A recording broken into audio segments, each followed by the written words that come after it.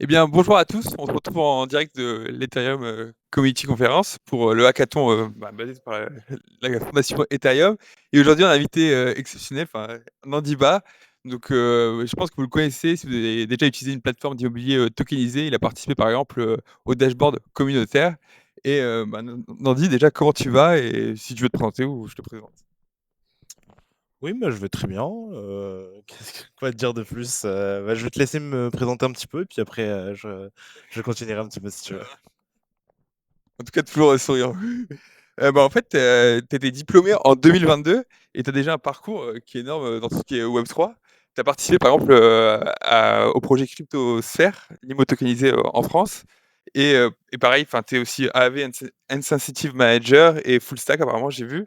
Et au niveau des. Tu as fait pas mal de hackathons, on en parlait ce week-end.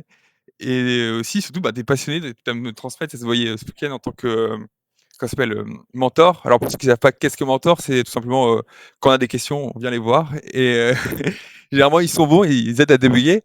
Et aussi, tu es formateur à l'EPFL, ou en tout cas, tu as fait une formation, donc tu as vraiment cette passion de transmettre. Et voilà, je ne sais pas si j'ai oublié des points ou tu veux compléter. Oui, non, c'est bien. Je vais juste Ouais. apporter quelques petites corrections. Je suis un ancien de Cryptosphère. J'ai pu m'impliquer dans cet écosystème et maintenant je travaille pour ACI, qui est un service provider pour AV. Donc je travaille en tant que développeur pour eux, je gère les incentives pour eux.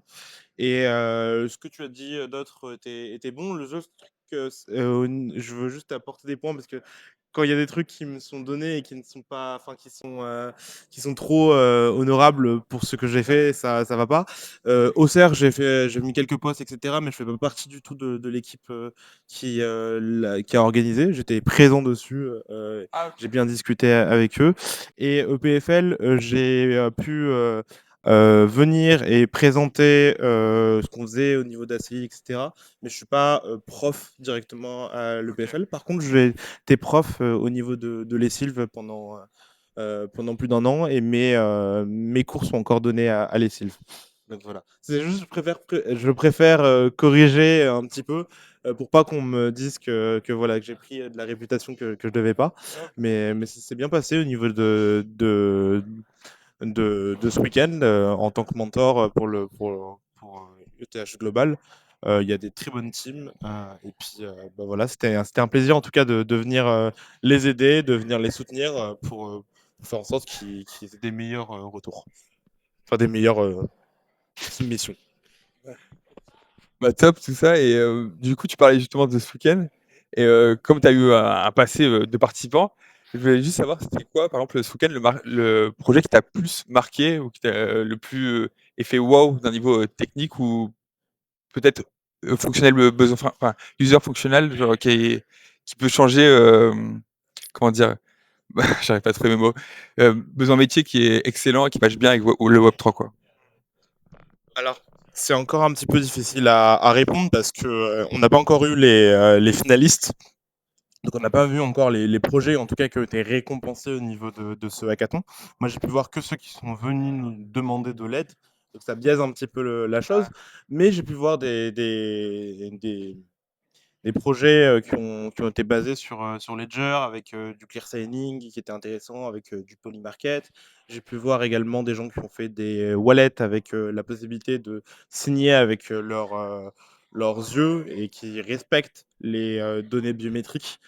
C'est quelque chose qu'on ne voit pas souvent, mais avoir quelque chose où en fait on a un H à la fin, mais on va pas avoir ces données qui vont être envoyées sur un serveur on ne connaît pas la source.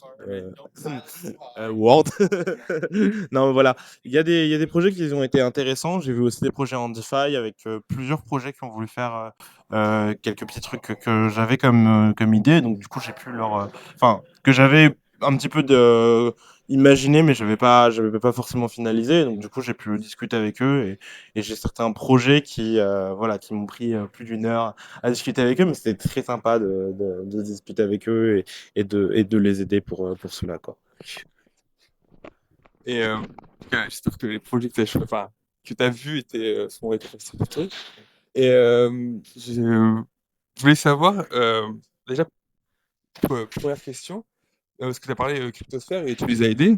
Ils sont déployés sur Polygon à l'époque. Je suppose que c'est à cause des frais ou autre. Par exemple, aujourd'hui, si un projet RWA devrait se déployer, ça serait pour toi quelle blockchain? Et par exemple, est-ce que ce serait par exemple Ethereum avec les frais bas, ça suffit largement maintenant ou est-ce que en fait Polygon était vraiment un choix décisif? Pas du tout. Alors, il y avait un test de gouvernance un petit peu sur ce qui avait été fait sur Polygon. C'était arrêté, pas à cause de Polygon, c'est juste qu'il n'y a pas forcément eu la continuité. J'ai discuté avec les gens de Cryptosphère et il va y avoir de nouveaux essais, y avoir des nouveaux choses qui vont être faites. Ok. Si je parle si on regarde un projet de RWA pur, parce que Cryptosphère c'est plutôt un projet étudiant d'une association spécialisée en blockchain et crypto. Donc c'est pas directement leur projet main, mais c'était juste pour voir un peu sur leur DAO. Si on regarde un projet qui voudrait se lancer dans le RWA ou autre, euh, à l'heure actuelle, je ne chercherai pas à déployer directement sur un L2, je j'irai directement sur Ethereum parce que les frais de gaz ont drastiquement baissé.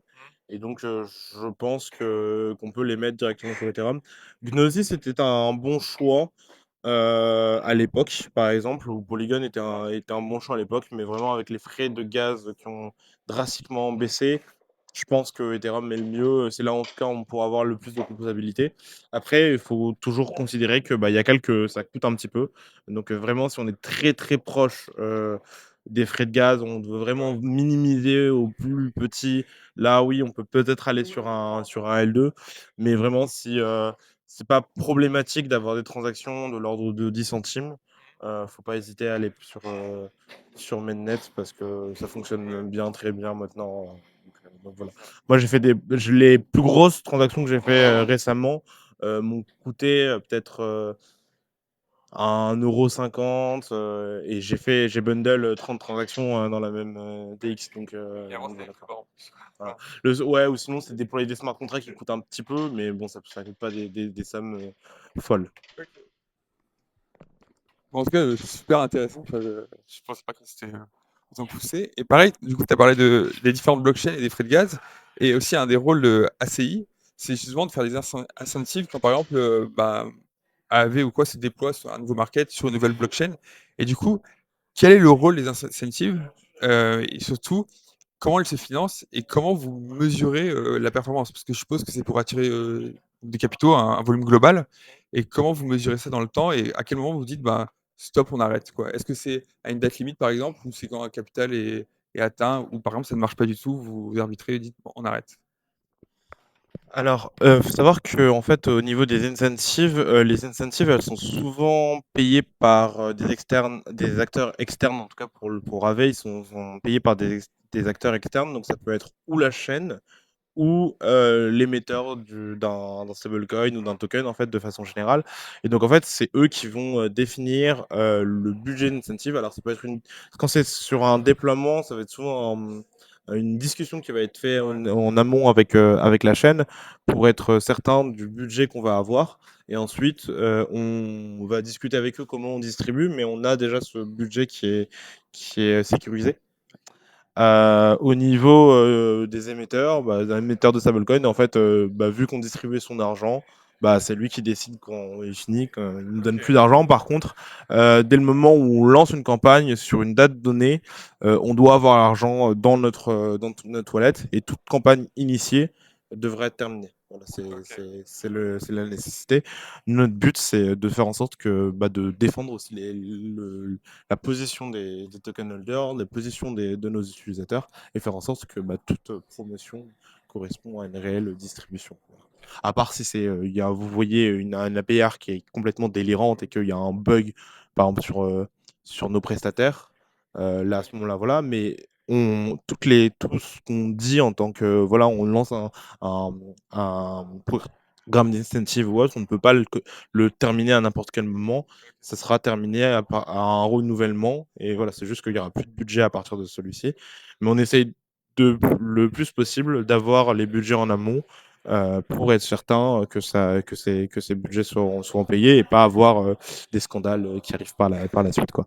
Donc en fait, on a vraiment C'est même une bonne façon de savoir s'il va y avoir des renouvellements. Regardez les adresses d'ACI, faut voir s'il y a des budgets qui viennent d'arriver. S'il y a des budgets qui viennent d'arriver, c'est qu'on va lancer des nouvelles initiatives. Ok, bah super intéressant.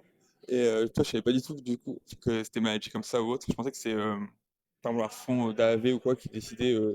Enfin, c'était un peu 50-50, mais je savais pas que c'était surtout un issueur ou une blockchain qui finançait ça. Et du coup, bon, je suis désolé, je sais pas trop. Peut-être les métriques. Au niveau des métriques, en fait, ce qui va passer, c'est vraiment combien on va arriver à avoir de TVL, en fait, la plupart du temps. Ça va être la métrique principale, donc la TVL sur, du coup, le supply ou le nombre de tokens qui ont été empruntés. Faut savoir un truc, c'est qu'on est arrivé enfin, on a une très bonne métrique dont je suis très fier au niveau d'ACI, c'est qu'on est arrivé pour 1 $ de financement de la part de la DAO à avoir 29 $ de revenus. Donc on arrive à avoir pas mal d'incentives ou autres qui viennent et qui nous permettent de push les supplies, de push les borrows, de faire en sorte qu'on arrive à avoir quelque chose qui est très rentable pour la DAO. Et puis aussi au niveau des token issuers, on a plusieurs token issuers qui ont pu avoir des supplies qui sont passés au-dessus d'1 milliard de TVL. Donc voilà, on a les résultats. Vous pouvez regarder les rétrospectifs d'ACI sur l'année 2024 et l'année 2025. On a publié nos chiffres et ils sont excellents. Il y a un site pour ça, je mettrai, je pense, le lien en bas dans la description. Directement sur le forum, il y a 2 liens, je te les passerai si tu veux. Ah bah top, c'est super intéressant. Et du coup, bon, désolé, j'ai pas trop le temps, mais je vais, comme tu étais formateur, et bah, comment tu vois la formation Web3 au niveau universitaire ou post-bac ou même libre, enfin sans diplôme, quoi. Comment l'intégrer? Est-ce que c'est plus, on va dire, cursus informatique, cursus finance, ou un mix des deux, pourquoi pas un quatrième choix, son propre cursus, quoi. Alors, moi, je le voyais pas forcément directement comme une formation blockchain pure, 100%, on fait que ça, et c'est la formation des gens, on va former en gros des ingénieurs spécialisés en Solidity, mais je voyais plus comme quelque chose que les étudiants peuvent connaître, qu'on peut leur apporter et qui pourront leur permettre de comprendre mieux le futur et de comment vont fonctionner les systèmes avec une sécurité, avec des multisigs, etc. Avec des assets qui sont beaucoup plus liquides. Parce qu'en fait, c'est ça que permet la blockchain. Et donc voilà, moi, c'était cette chose qu'on poussait au niveau des formations. Voilà, par exemple, j'avais donné des cours à l'ESILF, c'était sur les technologies décentralisées. Ouais. On couvrait plusieurs technologies, la blockchain en faisait partie, mais c'était pas uniquement celle-ci. En fait, le but, c'était d'arriver sur les programmes déjà existants à apporter de la valeur supplémentaire. Voilà.